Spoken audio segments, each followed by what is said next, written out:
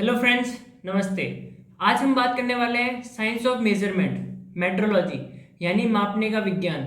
We are going to talk about its effect in our day to day life and in professional life. ओ भैया, आधा kilo आलू देना। आपको पता है उसको 102 डिग्री बुखार आया था। कितनी तेज गाड़ी चलाता है, 100 की स्पीड से, मरेगा।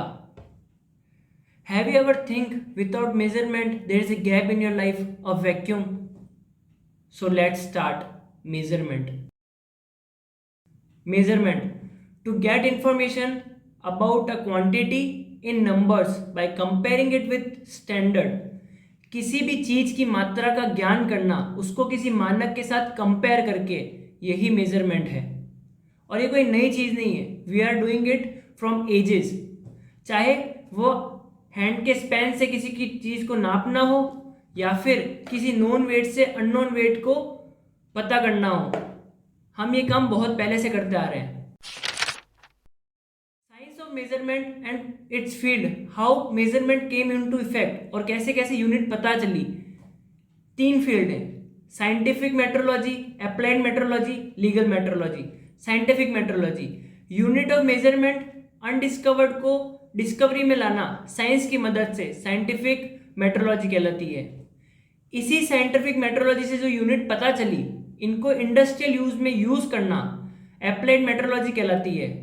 और उन्हीं साइंटिफिक मेट्रोलॉजी से जो यूनिट पता चली मेजरमेंट की, उसको ह्यूमन लाइफ के लिए, गवर्नमेंट के लिए, एनवायरमेंट के लिए यूज करना लीगल मेट्रोलॉजी कहलाती है। Wait, what is unit?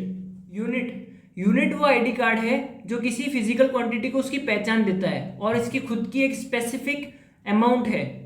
Unit is specific amount of physical quantity to represent itself as a standard.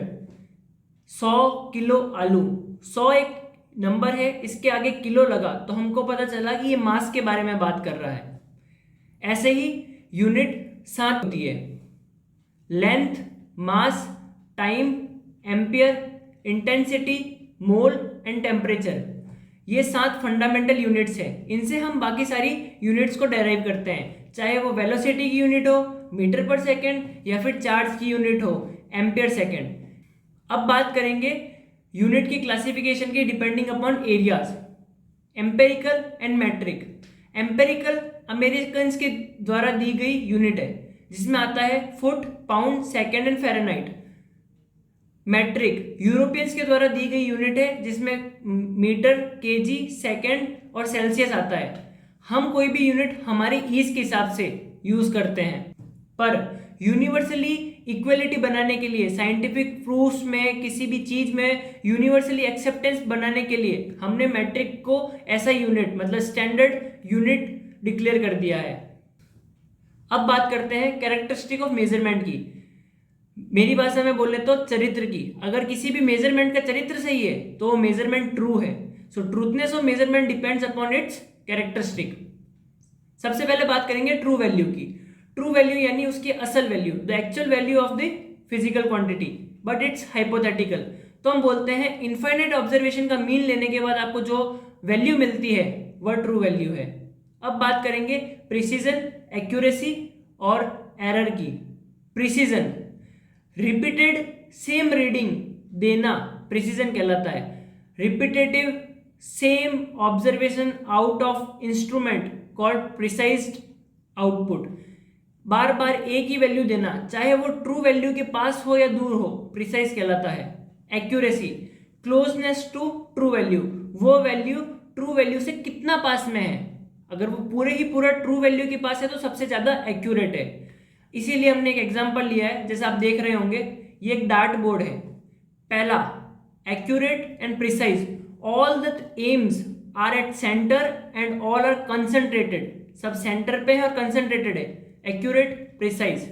Second, accurate but not precise, they are centred, their mean are centred but it's not precise because they are scattered on the board.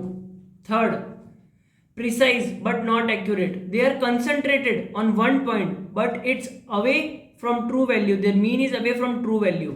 Then final, not accurate, not precise, neither they are concentrated nor their mean is centered, इसको बोलते हैं accuracy and precision. अब बात करते हैं error की। Difference between true value and observe value, ये error कहलाता है। ये वो अनवांटेड वैल्यू है जो हमें नहीं चाहिए पड़ती है, पर प्रैक्टिकल लाइफ में एरर हमेशा एग्जिस्ट करती है, चाहे वह नमक ज़्यादा हो या कम हो, एरर है। टाइम 5 मिनट आगे हो गया हो या 5 मिनट पीछे, ये एक एरर है। टेम्परेचर नापने में 1 डिग्री ऊपर 1 डिग्री नीचे हो गया हो, एरर है। लेंथ 1 सेंटीमीटर छोटी 1 सेंटीमीटर बड़ी, एरर है। और हर इंस्ट्रूमेंट, हर system, even human performs error in every calculation. इसी बात पे हम एग्जांपल लेते हैं।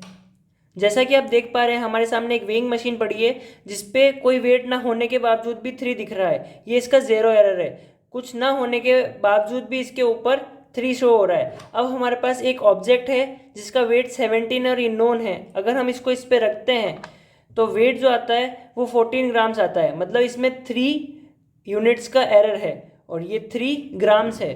तो हम एरर को 3 तरीके से डिनोट कर सकते हैं: absolute error, relative error, percentage error. Absolute error मतलब 3, जो भी आपने देखा, सीधा सीधा 3 का डिक्रीमेंट। रिलेटिव एरर होता है एरर अपॉन एक्चुअल वैल्यू, मतलब 4/17, एक्चुअल वैल्यू का कितना रेशियो एरर है। और परसेंटेज एरर उसी रिलेटिव एरर को अगर हम 100 से मल्टीप्लाई कर दें तो ये परसेंटेज एरर है। इनके अपने अपने यूज हैं। अगर एक्चुअल एरर को यूज करना है तो हम वैसे यूज करते हैं। समेशन में रिलेटिव एरर यूज होता है और मल्टीप्लीकेशन और डिवीजन ऑफ एरर्स में परसेंटेज एरर यूज होता है। अब लेते हैं एक और एग्जांपल। जैसे आप देख रहे हैं मेरे हाथ में एक मेजरिंग टेप है।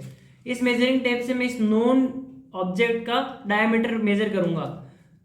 तो मेजर करने पे हमको पता लगता है कि इसका डायमीटर कहीं 5 के आसपास है और 5 के आसपास कितना है हमको नहीं पता। तो ये इसकी लिमिटेशन कि इसका लीस्ट काउंट जो है वो 1 mm तक का है।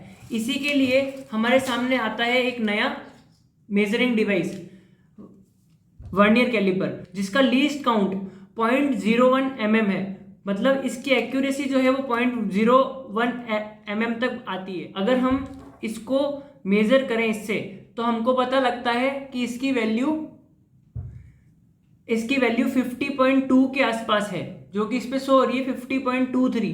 तो जैसे जैसे टेक्नोलॉजी एडवांस हो रही है, हमारे यूज में आने वाली चीज छोटी होती जा रही है। Nano technology coming into effect. तो ऐसे एरर और लीस्ट काउंट अफेक्ट करता है हमारी मेजरमेंट को। अब हम लेंगे एक इलेक्ट्रिकल एग्जांपल जिसमें ये पावर सप्लाई है, ये एक एलईडी है और 2 रेजिस्टेंस है। अब हम कैलकुलेट करेंगे हर रजिस्टर के ऊपर का वोल्टेज। जैसा कि आप देख पा रहे होंगे, यहाँ पे रेजिस्टेंस जो आ रहा है वो 1.5 के आसपास आ रहा है। वैसा ही रेजिस्टेंस अगर हम यहाँ पे लें तो वो भी 1.5 के आसपास आ रहा है। तो जैसे आपने देखा कि ये 1.5 आ रहा है। अगर हम पावर सप्लाई में थोड़ा सा चेंज करें और पावर सप्लाई सिर्फ एक रेजिस्टेंस के अक्रॉस लगा दें तो आप पाएंगे कि रेजिस्टेंस के अक्रॉस जो वोल्टेज ड्रॉप आ रहा है वो वोल्टेज ड्रॉप 1.5 से बढ़ के 2.9 मतलब 3 के आसपास पहुंच जाता है। तो ये आपने देखा कि कितना बड़ा इम्पैक्ट है कि एक कंपोनेंट को हटाने से पूरी मेजरमेंट चेंज होगी। अगर मैं यही वोल्टेज सोर्स हटा के सीधा एलईडी से कनेक्ट कर देता हूँ तो आप देखेंगे कि एलईडी फ्यूज ही होगी। इसीलिए हम रेजिस्टेंस को बीच में लगाते हैं, क्योंकि ये एलईडी 5 वोल्ट तक का वोल्टेज सस्टेन नहीं कर पाती है और ये डेट्रॉयड हो सकती है। तो ये मेजरमेंट हेल्प करती है कैसे हम इलेक्ट्रिकल कंपोनेंट को बचा सकते हैं। जैसा कि आपने देखा पिछले एग्जांपल्स में कैसे छोटी सी मिस्टेक मेजरमेंट में आपका पूरा सिस्टम, आपका सारा प्रोसेस खराब कर सकती है। तो इसीलिए चलते हैं प्रैक्टिकल एग्जांपल्स, इंडस्ट्रियल एग्जांपल्स की तरफ। RTD, resistance temperature detector. Temperature के चेंज होने से रेजिस्टेंस चेंज होता है, ये हम सबको पता है। RT = R0 1 + alpha delta T. पर इसको यूज करना इंजीनियरिंग टेक्नोलॉजी है। ऐसे ही डिफरेंशियल प्रेशर जो कि किसी एक ऑब्स्ट्रक्शन से बनता है, उसको यूज करके बर्नौली लगा के किसी भी फ्लो में उसका फ्लो पता करना, स्पीड पता करना, ये टेक्नोलॉजी है, ये साइंस है। This is how we use the principle Bernoulli in our application for use of measurement. तो ये थी साइंस बिहाइंड मेजरमेंट, आज की नॉलेज। तो आपको ये वीडियो कैसा लगा? अपने फीडबैक जरूर दीजिएगा। अच्छा हो तो अच्छा, बुरा हो तो बुरा फीडबैक जरूर दीजिएगा। Please like, share and subscribe. तब तक के लिए stay fit, stay healthy, keep praying. Thank you.